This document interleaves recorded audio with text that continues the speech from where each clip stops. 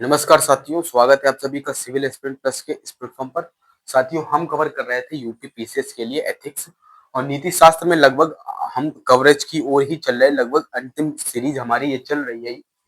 अभी तक हमने लगभग लगभग क्या स्टार्टिंग की जो 6 यूनिट्स होती हैं उनको कवर कर लिया है और ये हमारी 7वीं यूनिट चल रही है, जिसमें हमें देखना है कि नीति शास्त्र का अप्लाइड पार्ट देखना है, जिसमें हम देखा कि लोक प्रशासन में किस तरीके से मूल्य और नैतिकता किस तरीके से होती है। उसके बाद हमने देखा कि लोक प्रशासन और सरकारी लोक सेवा और सरकारी सेवा का इनको भी हमने देख लिया।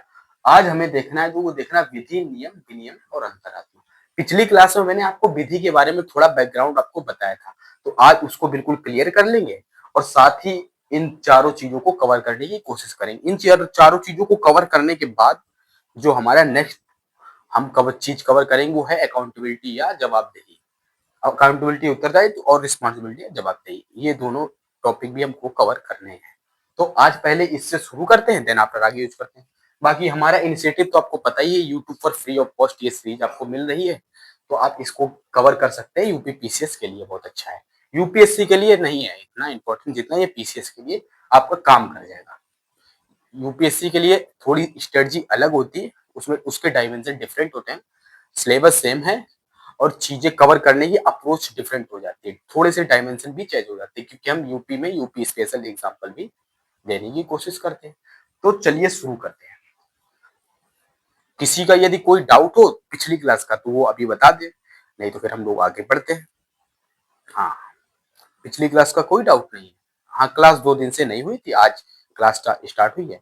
बताइए, आइडियो नहीं आ रहा? हेलो हेलो, आ तो रहा है? जिसका आइडियो नहीं आ रहा है वो एक काम करे, पहले तो गूगल मीट से बाहर हो जाए, उसके बाद दोबारा से रिज्वाइन हो जाए। यही तरीका है, आइडियो आपका सही हो जाएगा, आपका पूरा फोन रिफ्रेश हो जाएगा। ठीक है, दोबारा से कनेक्शन अपना सही कीजिए। बाकी और कोई प्रॉब्लम होगी नहीं, एक बार मैं देख लेता हूँ फिर भी आइडियो कोई प्रॉब्लम होता है नहीं। मेरी तरफ से तो क्लियर है, आप अपनी तरफ से देख लीजिए। ठीक है, हाँ, तो शुरू करें विधि से। मैंने पिछली क्लास में आपको विधि के बारे में थोड़ा बैकग्राउंड बताया था कि थॉमस एगस्टाइन के जो उन्होंने कुछ थ्योरी करने की कोशिश किया, तो कुछ उन्होंने बैकग्राउंड में समझाने की कोशिश की थी कि किस तरीके से विधि है। तो आज विधि को पूरा डिटेल में देख लेंगे और कुछ एग्जाम्पल भी हो सकते हैं तो वो भी दे देंगे। बाकी आप लोग तो पढ़ ही रहे हैं अपनी तरफ से, कोई डाउट होता तो मुझसे पूछिए। शुरू करते हैं पहले, फिर आगे देखता हूँ। बाकी इसके बाद जो हमारी सीरीज चालू होगी, पेपर 5 को हम कवर करने की कोशिश करेंगे। ठीक है, कोशिश कह रहा हूँ, पेपर 5 को कवर ही करना है, कोशिश क्या करना है, कवर ही कराऊंगा। ठीक है, तो शुरू करिए। तो विधि जो है, तो विधि के बारे में थोड़ा सा और अच्छे से समझने की कोशिश करते हैं। तो विधि, आधुनिक समाज में विधि का क्या रोल है ये समझते हैं, क्योंकि जो मैंने आपको पिछली क्लास में बताया था विधि के बारे में, वो बैकग्राउंड था, वो इतिहास में था, परंतु आधुनिक समय में विधि क्या है उसको समझने की कोशिश करते हैं। तो आधुनिक समय में जो विधि है, आधुनिक समाज में आधुनिक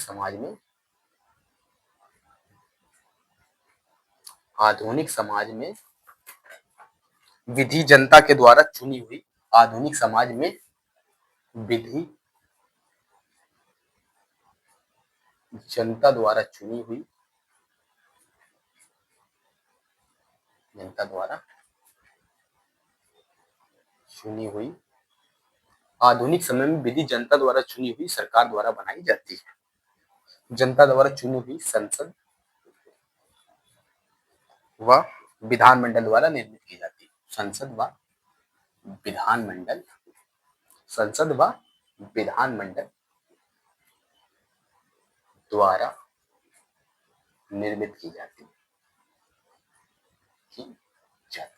सबसे आसान परिभाषा है, आप इसको इंट्रोडक्शन से अच्छे से यूज कर सकते हैं। बहुत ही आसान टेम्पलेट है और ये तो आपको आसानी से याद भी हो जाएगा। हो सकता है पुरानी जो मैंने आपको डेफिनेशन बताई या जो मैंने बैकग्राउंड बताया वो इतना याद भी ना हो, परंतु ये बहुत ही आसान है, तो इसको आप आसानी से समझ भी सकते हैं, याद कर सकते हैं, तरीके हैं। उसके बाद विधि और लिखिए विधि के बारे में। तो विधि सभी पर समान रूप से लागू होती है, ये तो विधि के फीचर बता रहा। विधि सभी पर समान रूप से लागू होती विधि सभी पर समान रूप से लागू होती है तथा सभी को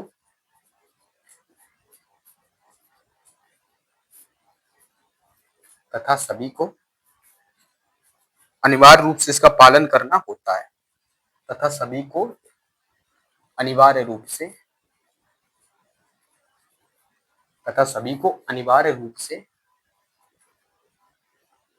से इसका पालन करना होता है।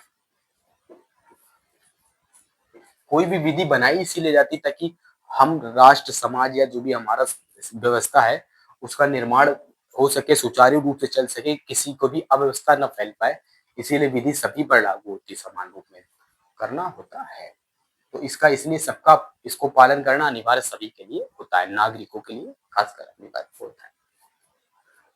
और भारत में विधि संवैधानिक मूल्यों के आधार पर भारत में विधि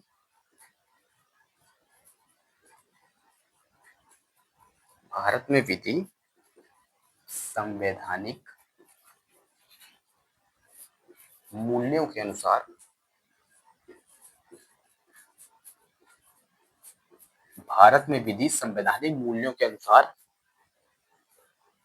भारतीय संसद व विधानमंडल द्वारा निर्मित की जाती है। अनुसार भारतीय संसद व विधानमंडल द्वारा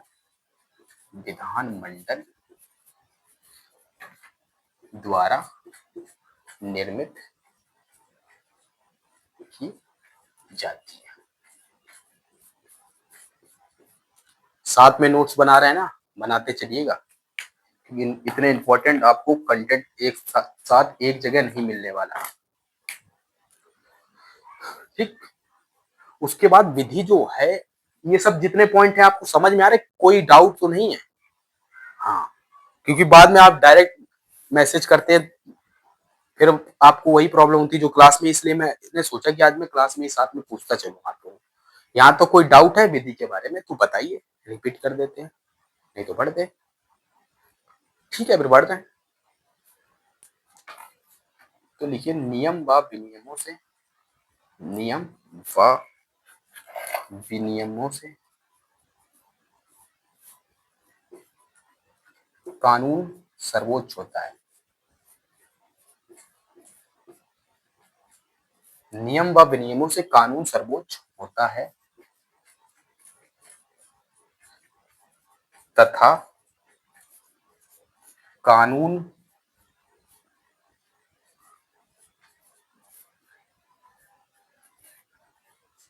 की ही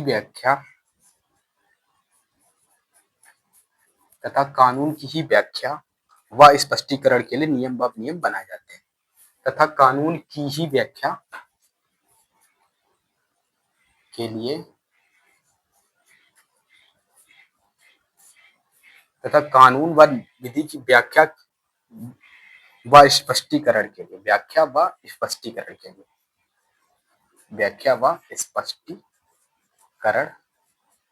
लिए विधि व नियम बनाए जाते हैं। ये बात तो बिल्कुल पर सही है, ताकि कानून का अच्छे से पालन हो सके, ताकि कानून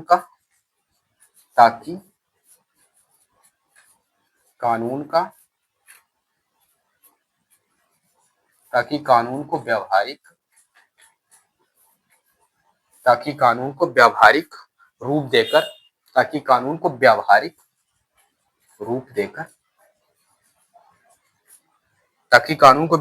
देकर मूल भावनाओं को विकसित किया जा सके। मूल भावनाओं को विकसित किया जा सके। मूल भावनाओं को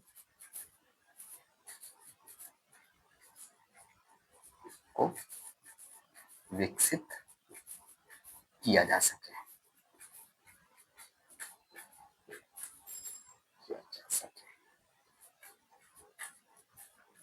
तो इतना है विधि के बारे में कंटेंट।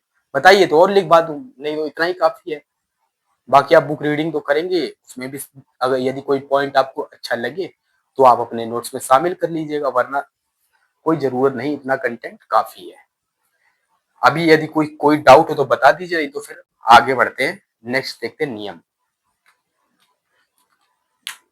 देखो विधि का काम ही है कि भाई कानून का स्पष्टीकरण होना चाहिए, कानून की व्याख्या करना चाहिए, इसीलिए तो विधि बनाई जाती है ना। हाँ, क्योंकि व्याख्या और स्पष्टीकरण हो जाए, और इसी से जब व्याख्या और स्पष्टीकरण हो जाएगी तो उसका व्यावहारिक पालन अच्छे से हो सकेगा। ठीक है, तो इसको इरेज कर दें। ठीक है, कर दे रहे हैं।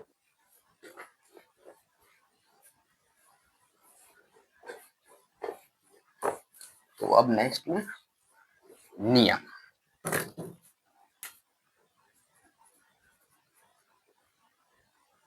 तो नियम, ये तो प्रत्येक कानून के क्रियान्वयन हेतु नियम होते हैं। प्रत्येक नियम जो होते हैं वो प्रत्येक कानून के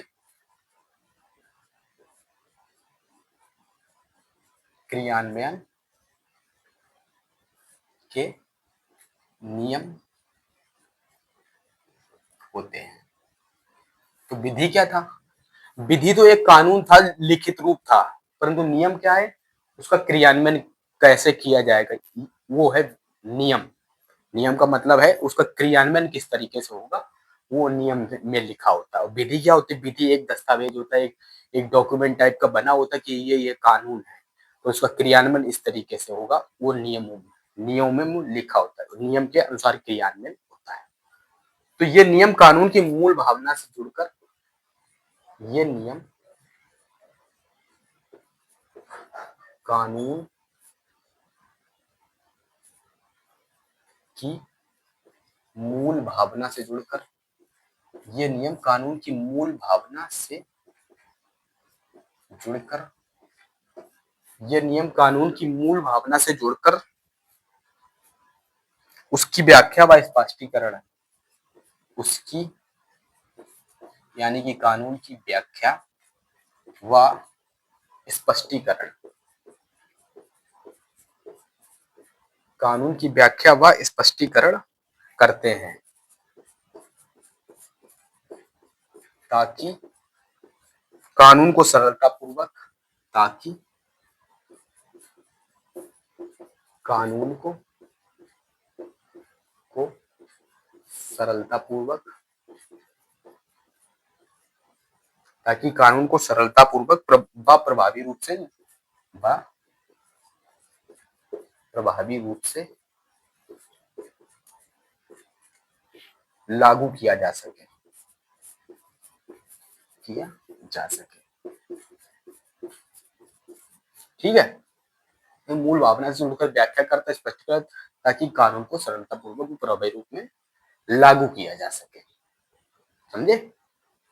डाउट हो तो बिल्कुल लिखिएगा, मैं आज डाउट देख रहा हूँ बिल्कुल क्लियर। ठीक है, क्योंकि लास्ट टाइम आपने क्या किया, मैंने कह दी डीएम कर दीजिए, आप लोगों ने बिल्कुल एकदम बहुत लोगों ने एक साथ भेज दिया डाउट। नियम निर्माण कार्यपालिका के द्वारा होता है। नियम निर्माण कार्यपालिका के द्वारा होता है।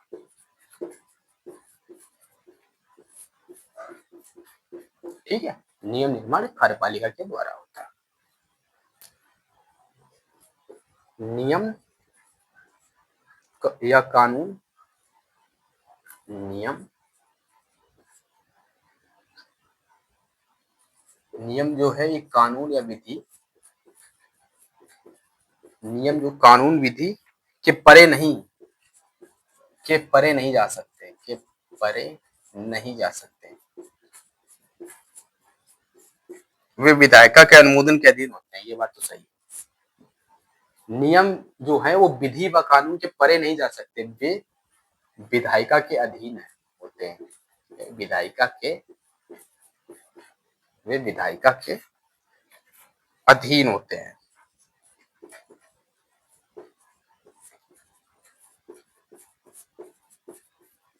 ठीक, विधायिका के अधीन होते हैं, और विधायिका द्वारा जो कार्यपालिका के नियम बनाने की शक्ति प्रदान करने को अधीनस्थ विधान कहते हैं। विधायिका के द्वारा विधायिका के द्वारा कार्यपालिका की कार्यपालिका को नियम बनाने की शक्ति। विधायिका के द्वारा कार्यपालिका को नियम बनाने की शक्ति प्रदान करना। शक्ति, नियम बनाने की शक्ति प्रदान करने को, शक्ति प्रदान करने को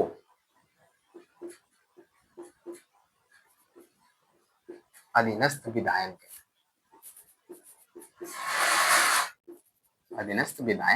कहते हैं। ये हो गया नियम के बारे में। नियम के बारे में इतना कंटेंट काफी है। यदि आप कुछ ऐड करना चाहें तो वो आपकी इच्छा है, आपकी श्रद्धा है। ठीक है, कोई डाउट हो तो बताइए, तब तक मैं इंक डाल देता हूँ।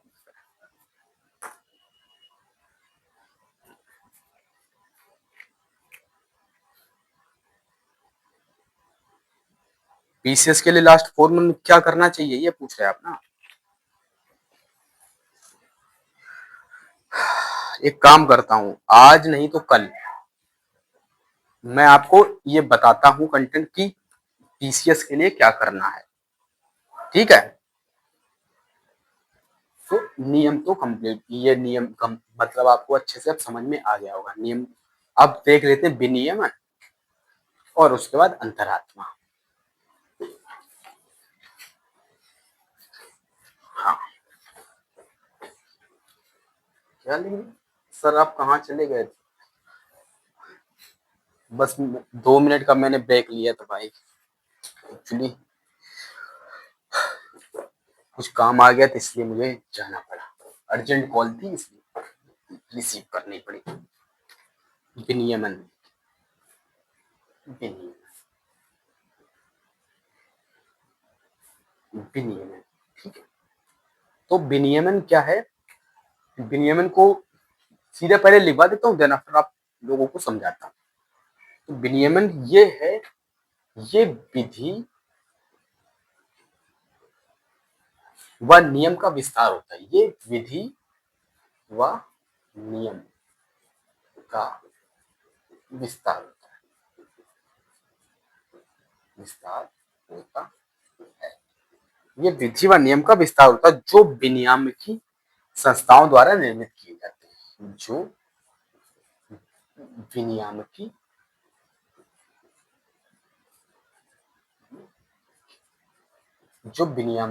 संस्थाओं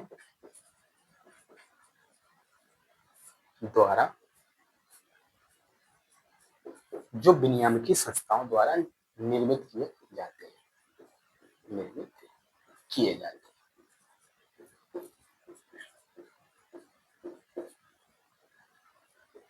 ठीक है, और विनियमन जो है, इन नियमों व कानून की परिस्थितियों के अनुकूल विनियमन जो है, ये नियमों व कानूनों की, ये नियमों व कानूनों की परिस्थितियों के अनुकूल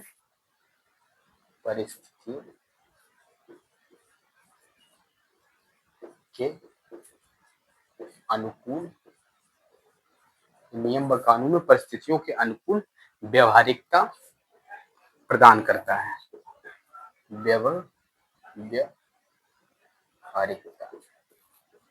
व्यवहारिकता प्रदान करते हैं। तो नियम क्या है?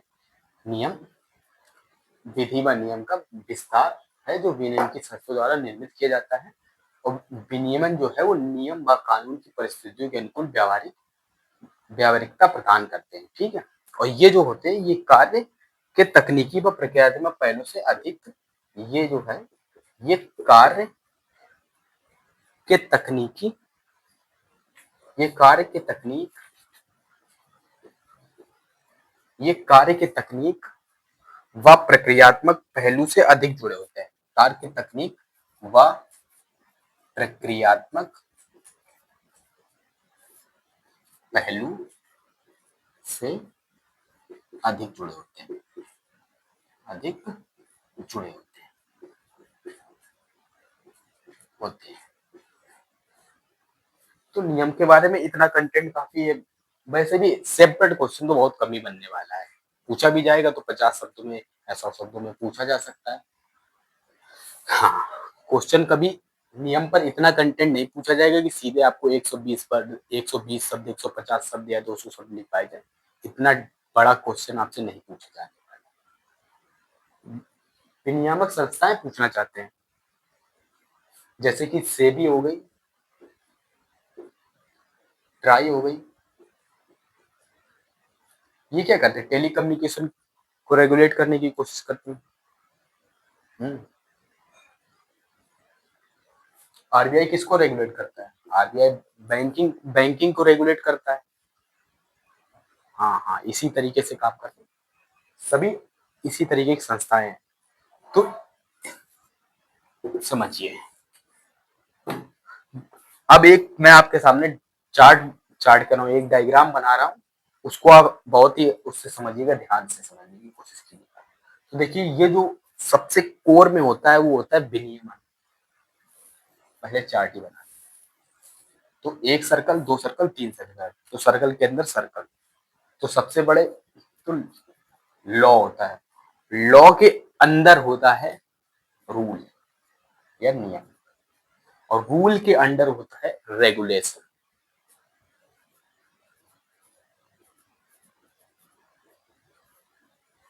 तो सबसे बड़े जो लॉ है वो बृहद परिप्रेक्ष्य में होता है, उसके अंडर में रूल, रेगुलेटिंग, रेगुलेशन यानी कि विनियम। इस तरीके से ये चार्ट भी आप एग्जाम में बना सकते हैं आसान से। चार्ट बनाने पे आपको रिवार्ड बहुत ही अच्छा मिलता है। आपके जो आंसर है उसमें ये समझ लीजिए क्रिएटिविटी झलकने लगती, तो एग्जामिनर, पहले ऐसे समझिए, एग्जामिनर की कंडीशन को समझने की कोशिश कीजिए। यूनिवर्सिटी का प्रोफेसर जो बेचारा पढ़ते पढ़ते जिसका बिल्कुल हालत खराब हो चुकी हो, उसको कॉपियां चेक करने को दी जाती बंडल का बंडल। अब आप उसको किस तरीके से लुभाएंगे, किस तरीके से आप उसको प्रसन्न करेंगे? तो उसका तरीका तो यही है कि आप अपने में कुछ क्रिएटिविटी दिखाएं, जिससे आपकी कॉपी दूसरों की कॉपी से अलग हो, ताकि आपका एग्जामिनर है जो आपकी कॉपी पढ़ने में इंटरेस्ट दिखाए। यदि उसने इंटरेस्ट दिखाया तो आपके नंबर बढ़ जाएंगे, आपको रिवार्ड मिलने वाला ही है। इस तरीके से समझ रहे हैं?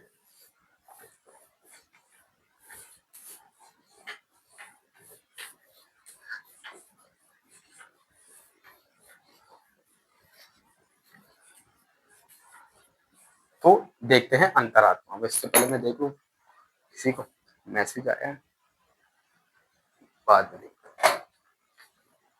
अंतरात्मा,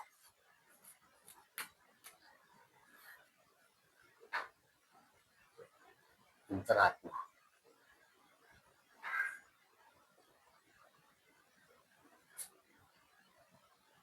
अंतरात्मा को मैं सीधे पहले लिखवाता हूँ, देन आफ्टर आपको कोई कंफ्यूजन हो तो बताइए, वहां मैं समझाता हूँ, लिखवाता चलता हूँ, समझाता चलता हूँ। कंटेंट आपको साथ में लिखवाता इसलिए चला ताकि आपके नोट्स भी बनते जाएंगे साथ ही साथ, और आपका यदि कोई डाउट होगा तो आप पूछिएगा, आपको सॉल्व कर दिया जाएगा। ठीक है, चलिए। तो लिए सही या गलत के प्रति व्यक्ति की नैतिक समझ। अंतरात्मा क्या है? सही या गलत के प्रति व्यक्ति की, सही या गलत के प्रति व्यक्ति की नैतिक समझ। सही या गलत के प्रति व्यक्ति की नैतिक समझ किसी व्यवहार के हेतु एक मार्गदर्शक, किसी व्यवहार के किसी व्यवहार हेतु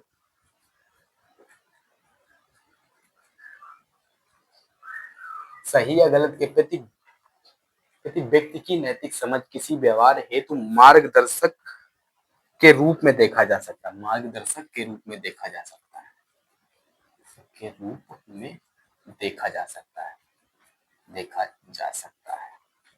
अंतरात्मा को किस रूप में देखा जा सकता है? सही या गलत के प्रति व्यक्ति की नैतिक समझ, किसी व्यवहार हेतु मार्गदर्शक के रूप में देखा जा सकता है।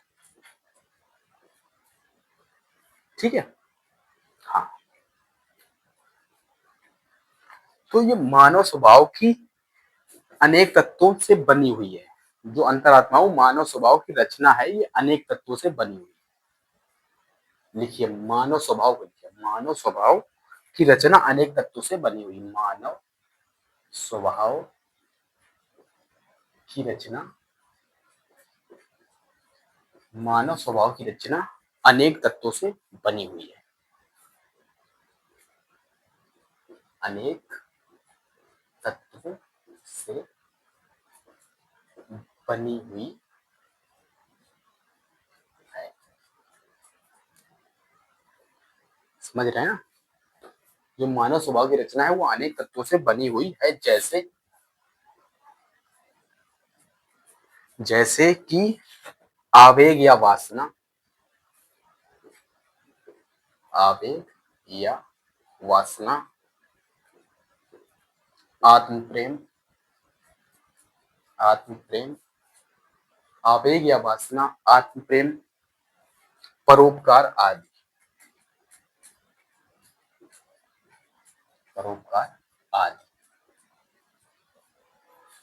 इसमें सर्वोपरि तत्व है अंतरात्मा, सॉरी अंतःकरण। इसमें जो सर्वोपरि तत्व है, इसमें सर्वोपरि तत्व है अंतःकरण, तत्व है अंतःकरण।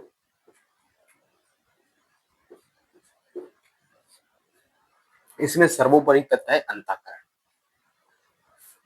यह मानस के एक, लिखते जाइए मेरे से, ठीक है। यह मानस का आंतरिक, या मानव का, मानस का नहीं, मानव का आंतरिक, या मानव का आंतरिक विवेक या बुद्धि है। या मानव का आंतरिक विवेक व नैतिक, या मानव का आंतरिक विवेक व नैतिक शक्ति है।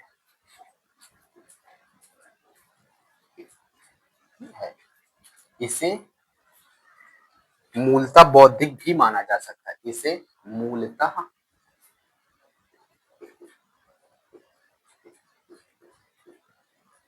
बौद्धिक भी माना जा सकता है।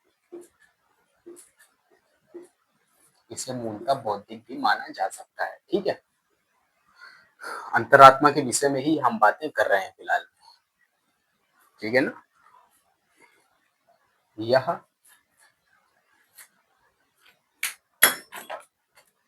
यह मानव का सामान्य तत्व है। यह मानव का, यह मानव का सामान्य, यह मानव का सामान्य तत्व है जिसका विकास किया जा सकता है। यह मानव का सामान्य तत्व है जिसका विकास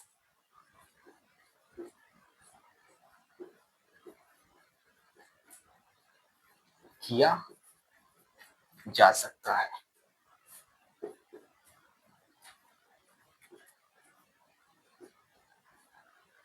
कांट ने इसे व्यावहारिक बुद्धि मानते हुए नैतिक बुद्धि कहा, जो कहीं गलत नहीं हो सकती। कांट ने इसे व्यावहारिक बुद्धि मानते हुए, कांट ने इसे व्यावहारिक बुद्धि मानते हुए नैतिक बुद्धि, कांट ने इसे व्यावहारिक बुद्धि मानते हुए नैतिक बुद्धि कहा, जो कहीं गलत नहीं हो सकती, जो कहीं गलत नहीं हो सकती, नहीं हो सकती। सबसे अच्छा इसका उदाहरण भी देखा जा सकता है। जब भी व्यक्ति कोई गलत काम करने जाता है तो उसको एक फैक्टर है जो हमेशा रोकता है, वो अंतरात्मा ही है। व्यक्ति के आंतरिक विवेक, व्यक्ति की आंतरिक नैतिकता अंतरात्मा ही है। व्यक्ति को कोई भी अनैतिक कर्म करने से अंतरात्मा ही रोकती है, सबसे बड़ा कारक है अंतरात्मा। परंतु अंतरात्मा को भी आप डिफीट कर सकते हैं। कैसे कर सकते हैं? आवेग में, क्रोध में अंतरात्मा काम नहीं करती, स्लो हो जाती है। तो लिख लिया ये। फिर महात्मा गांधी का भी एक बढ़िया सा एग्जाम्पल देते हैं। हाँ, समझ में तो आ रहा है?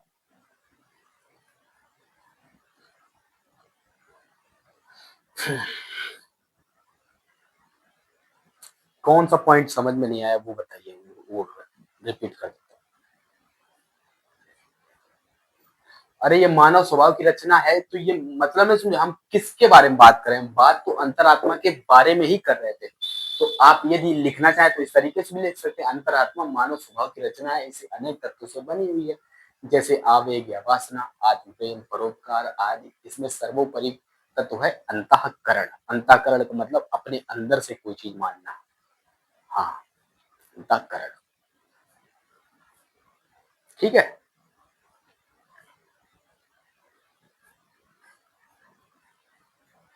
आगे बढ़ते फिर।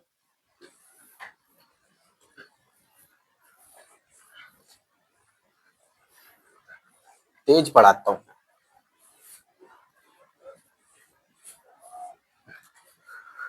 यदि आपको तेज लगता है तो पहले तो मैं भी कोशिश करता हूँ अपनी तरफ से, नहीं तो हम यूट्यूब पर भी क्लास अपलोड करते हैं, तो आप वहां जाकर भी आप क्लास को रिवाइज कर सकते हैं।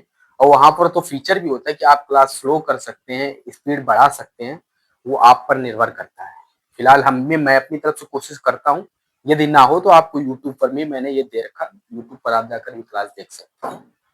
कोई प्रॉब्लम होती है तो आप फिर मुझे डायरेक्ट मैसेज कर दीजिएगा, मैं वहां पर आपका डाउट क्लियर कर दूंगा।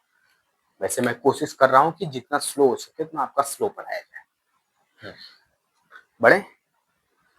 तो इसे महात्मा गांधी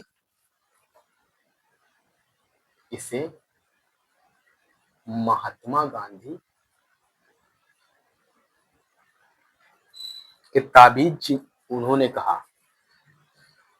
इसमें महात्मा गांधी जिसमें इसे महात्मा गांधी के ताबीज इसे महात्मा गांधी के ताबीज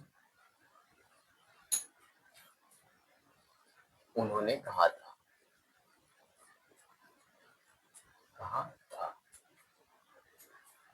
कि इसे महात्मा गांधी के ताबीज जिसमें उन्होंने कहा था। इसे महात्मा गांधी के ताबीज जिसमें मैंने नहीं जोड़ा, तभी ये शब्द समझ में नहीं आया। जिसमें उन्होंने कहा था जिसमें उन्होंने कहा था कि जब भी दुविधा में हो तो कि जब भी दुविधा में हो तो कि जब भी दुविधा में हो तो दुविधा में हो तो कि जब भी दुविधा में हो तो उस गरीब व दुर्बल व्यक्ति को याद करना। जब भी दुविधा में हो तो उस गरीब या दुर्बल व्यक्ति को याद करना को याद करना उस गरीब या दुर्बल व्यक्ति को याद करना जिसे तुमने कभी देखा हो तो जिसे तुमने कभी देखा हो तो वह दुविधा दूर हो जाएगी। हो तो वह दुविधा दूर हो जाएगी। जैसे दर्शन द्वारा समझा जाता तो यह दुविधा दूर हो जाएगी। जैसे दर्शन द्वारा द्वारा समझा जा सकता है।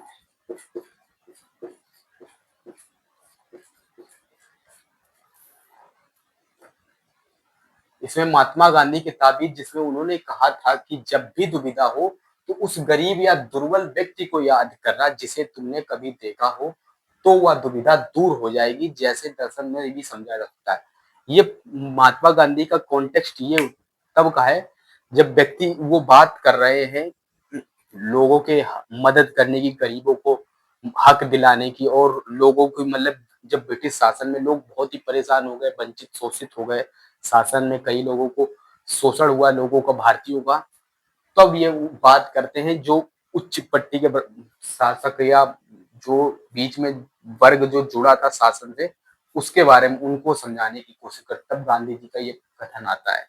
तो गांधी जी अपनी ताबीज में क्या बताया उन्होंने, जिन्होंने उसने कहा था कि जब भी दुविधा में हो उस गरीब या दुर्बल व्यक्ति को याद करना जिसने जिसे तुमने कभी देखा हो, तो वह दुविधा दूर हो जाएगी। क्योंकि वो गरीबी से ये बताने की कोशिश करते कि गरीब व्यक्ति कितना प्रबंधित होता है, कितना प्रबंधन के साथ कार्य करता है, ये बताने की कोशिश की थी। अंतरात्मा की आवाज बताने की कोशिश की थी, क्योंकि गरीब को यदि आप देखते हैं तो आपकी अंतरात्मा जाग जाती है। आप समाज के प्रति कार्य करना चाहते हैं, समाज का भला करना चाहते हैं, इस तरीके की चीजें अंतरात्मा जगाने के तरीके भी यही होते हैं। तो अब अंतःकरण, ये तो कंफ्यूजन नहीं, अंतःकरण का मतलब अंतःकरण या अंतरात्मा लगभग एक ही जैसी चीज है, एक ही चीज है ये, एक ही है, उसको शब्द इधर उधर कर दिया गया, परंतु अंतःकरण या अंतरात्मा को दोनों एक ही तरीके, मतलब जैसे नीति शास्त्र इंग्लिश या एथिक्स, दोनों का मतलब एक ही है, उसी तरीके से अंतरात्मा या अंतःकरण एक ही चीज है, परंतु उसके दो अलग अलग शब्द बता दिए। तो अंतरात्मा की विशेषताएं समझते हैं।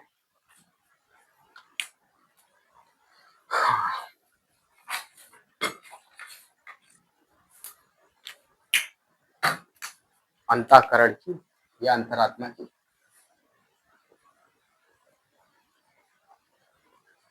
विशेषताएं, क्योंकि ये भी जब हम समझने की कोशिश करते धीरे धीरे तो चीजें हमें समझ में आती कि और भी चीजें हैं।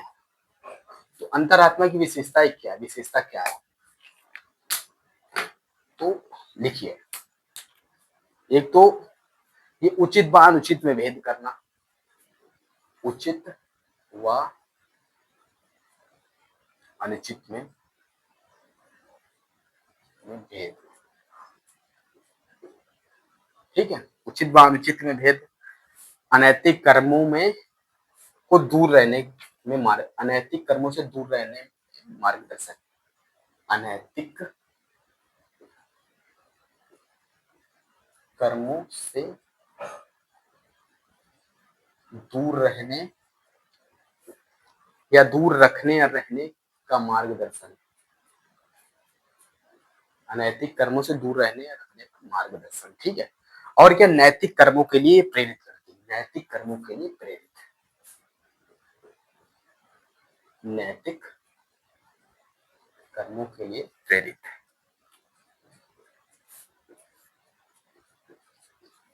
नैतिक कर्मों के लिए प्रेरित करती है, और नैतिक गुणों को विकास होता है, नैतिक गुणों का विकास, ये इसकी विशेषता है, नैतिक गुणों का विकास होता है इससे। तो ये तो अंतरात्मा की हो गई विशेषता। अब अगली हेडिंग लिखिए, समस्या समाधान में निर्णय प्रक्रिया में विवेक का प्रयोग, लिखिए, हेडिंग न्यू डाली बैठी, इसी के बारे में बता रहा हूँ, ठीक है, विवेक का प्रयोग किस तरीके से किया जाता है। तो लिखिए, समस्या समाधान, समस्या समाधान व निर्णय निर्माण में, व निर्णय निर्माण में, समस्या समाधान व निर्णय निर्माण, समस्या समाधान व निर्णय निर्माण में विवेक का प्रयोग, विवेक का प्रयोग, लिखिए,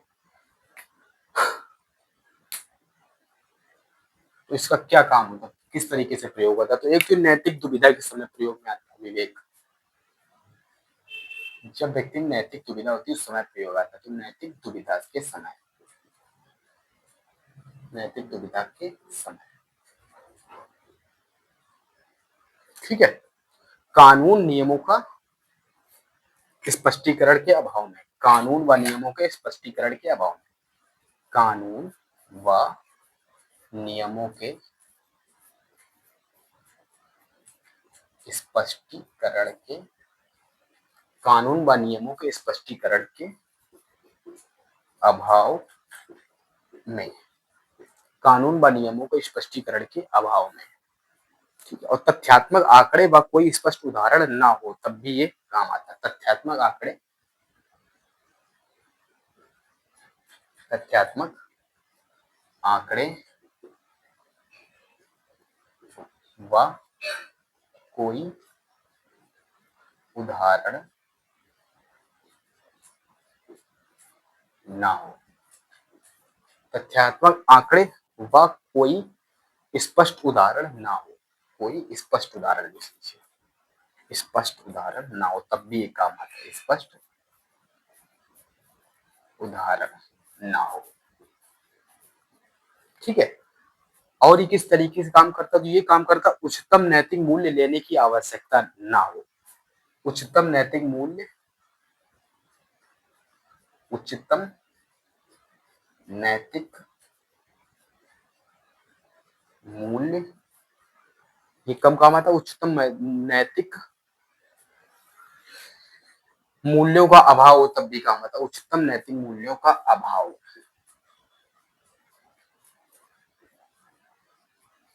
उच्चतम नैतिक मूल्य का अभाव तब भी काम आता है, ठीक है। और ये काम आता है तत्काल निर्णय लेने की आवश्यकता हो तब भी काम आता है, तत्काल निर्णय लेने की आवश्यकता हो। ये सभी विवेक के उदाहरण हैं। कब? जब समस्या समाधान में नैतिक निर्माण में विवेक का प्रयोग कब होता है? तो इस टाइम पे होता है। अब हम देखते हैं अंतरात्मा या अंतःकरण के स्रोत क्या है, सोर्स क्या है। यहां तक कोई डाउट हो तो बता दीजिए, नहीं तो फिर आगे बढ़ते हैं। मैं रुका हूं, आप लोग लिख सकते हैं कमेंट, यदि कोई डाउट हो। हाँ, कोई डाउट नहीं, क्या बात है। फिर बढ़ते हैं आगे, स्रोत को देखते हैं क्या स्रोत है।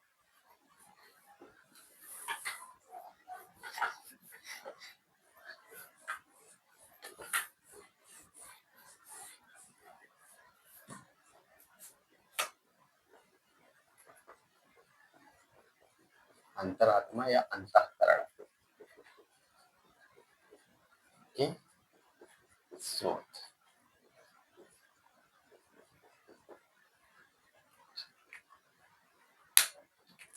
अंतरात्मा या अंतःकरण के क्या स्रोत हैं? तो देखिए, एक तो शिक्षा, ज्ञान और कौशल, इन सबसे अंतरात्मा का विकास होता है। तो लिखिए शिक्षा, ज्ञान, कौशल,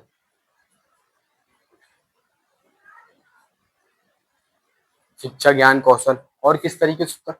तो जीवन के अनुभव व नैतिक शिक्षा की कहानियां, जीवन के अनुभव व नैतिक शिक्षा की कहानियां, जीवन के अनुभव व नैतिक शिक्षा की कहानियां। और किस तरीके से, और क्या स्रोत हो सकते हैं? मान लीजिए परिवार हो गया, समाज हो गया, विद्यालय हो गया, परिवार, समाज,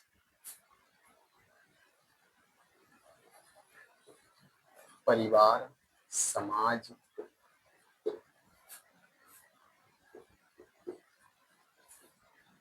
आदर्श व्यक्तित्व आदि, व्यक्तित्व आदि, ये सब स्रोत हैं। अब अंतःकरण की आवाज में सिगमंड फ्राइड का एक मॉडल है, उसको देख लेते हैं, कंप्लीट हो जाएगा ये।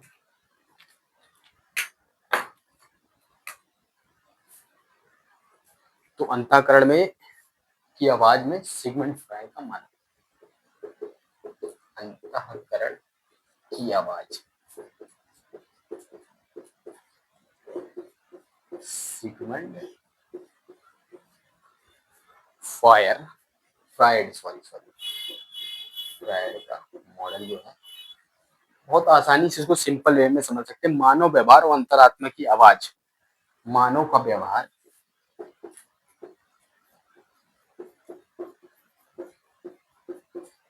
या अंतरात्मा की आवाज।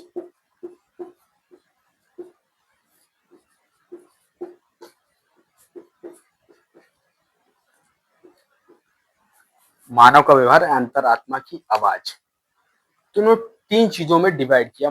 अंतरात्मा की आवाज तीन चीजों में होती है, जैसे कि एक तो उन्होंने बताया ईड, ईगो और सुपर ईगो। ईड, ईगो और सुपर ईगो। तो हम तीनों कंडीशन में क्या होता है इनकी समझिए। ईड में क्या होता, तुच्छ इच्छाएं होती, जैसे भोजन, खाना, काम, वासना। ईड में क्या होता, तुच्छ इच्छाएं, भोजन, काम, वासना, खाना, ये सब चीजें। और ईगो में क्या होता है, ये मध्यम इच्छाओं की कामना, मध्यम इच्छाओं की कामना, मध्यम इच्छाओं की कामना।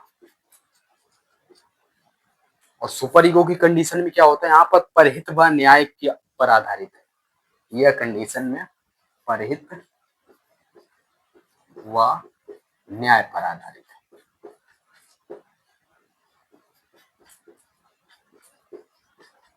यह कंडीशन परहित व न्याय पर आधारित, जिसमें अंतःकरण की आवाज, इसी कंडीशन में अंतःकरण की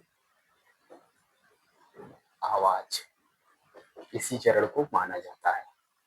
तो सिगमंड फ्रायड का मॉडल क्या है, मानव का व्यवहार या अंतरात्मा की आवाज को तीन पार्टों में उन्होंने डिवाइड किया। देखो इन्होंने बताया, एक तो मानव की होती है तुच्छ इच्छाएं, जिसमें भोजन, काम, वासना, खाना, सोना, ये सब चीजें हैं, ठीक है, ये तुच्छ इच्छाएं होती है। वहीं एक व्यक्ति की मध्यम इच्छाएं होती है, और जो व्यक्ति की सुपर इच्छा होती है, जो कि परहित व न्याय पर आधारित इच्छा होती है, सुपर ईगो कंडीशन। तो यहाँ पर अंतरात्मा की आवाज आती है, अंतरात्मा की आवाज इस कंडीशन में आती है।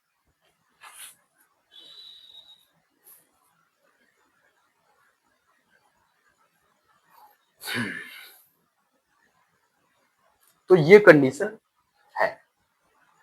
अब आप बताइए, तो केस स्टडी के लिए भी कुछ इसी में कंटेंट बता दिया जाए, क्योंकि अंतरात्मा की आवाज में केस स्टडी का अच्छा कंटेंट आपको मिल सकता है, जिसमें हम ये समझ सकते हैं कि समझेंगे अंतरात्मा या अंतःकरण में विवेक का संकट कैसे होता, किस तरीके से इस पर हो सकता, कोई एक उदाहरण ले लेंगे, और अंतःकरण के जो संकट के क्या कारण है उनको देख लेते, समाधान देख लेते हैं। तो ये केस स्टडी में हम यूज कर सकते हैं। बताइए आप, यदि आप पढ़ लें तो ठीक, नहीं तो फिर मैं करा देता हूँ। मैं कराऊंगा तो फिर आज नहीं, अब नेक्स्ट क्लास में कराऊंगा। बताइए आप लोग क्या क्या करना चाहिए, कराना चाहिए कि आप लोग खुद से कर लेंगे, जैसा हो वैसा मुझे बताइए।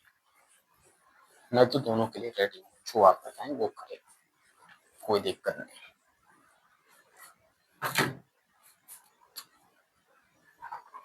आपका कोई डाउट हो तो अभी पूछ लीजिए। अच्छा, मैं करा दूं तो ठीक है, फिर नेक्स्ट क्लास में हम करा देंगे आपको, क्योंकि जो हम अभी पार्ट कराएंगे वो आपको केस हिस्ट्री में ज्यादा पूछा जाने के चांस है, परंतु ऐसा नहीं है कि क्वेश्चन नहीं बनता, क्वेश्चन भी बनने के चांस है, इसलिए आप उसको अच्छे से तैयार करेंगे। हाँ, अंतरात्मा पर क्वेश्चन बनने के बहुत हाई चांसेस होते हैं, इसलिए इसको तो बहुत अच्छे से तैयार करना ही है।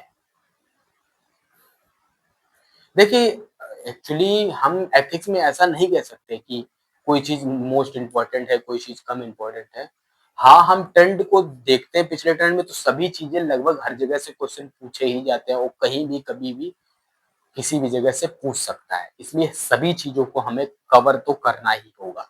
तो इसलिए यहाँ पर आप इस टेंडेंसी को कभी मत बनने दीजिए कि हमको इम्पोर्टेंट बता दिया जाए, हम केवल इम्पोर्टेंट पढ़ लें। देखिए, सभी कुछ इम्पोर्टेंट है हमारे एग्ज़ाम की कंडीशन के हिसाब से। और फिर आप यूपी की सबसे बड़ी भर्ती की बात कर रहे हैं, समझ रहे हैं ना? यूपी की सबसे अच्छी नौकरी मिलती है इस पीसीएस एग्जाम से, समझ रहे हैं ना? हाँ, लगभग सरकार आप चलाते हैं इस नौकरी को पा जाने के बाद। इसलिए इसमें कोई वो तो है नहीं, आपको तैयारी करनी पड़ेगी और कंपटीशन भी बहुत हाई होता है। परंतु ये है कि आपको वनडे एग्जाम वाली भीड़ यहाँ पर कम हो जाती है।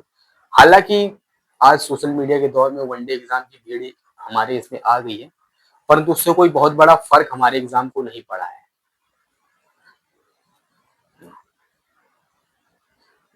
प्रीलिम्स निकालना यूपीएससी के कंपेयर में तो आसान है, परंतु ये नहीं कह सकती कि आसान है। पहले आप पैटर्न समझिए, उसके बाद फिर बात करते हैं। मेंटरशिप फिर अलग से स्टडी बना बात कर लेंगे ना, मेंटरशिप का अलग सीन रखेंगे। हाँ, अभी मैंने केवल एक क्लास ली है, मेंटरशिप होती क्या है ये आपको बताया है। बाकी चीजें जो होंगी आगे हम आपको बताते रहेंगे। ठीक है, आज की क्लास यहीं तक रखते हैं। जय हिंद, मिलते हैं नेक्स्ट क्लास में।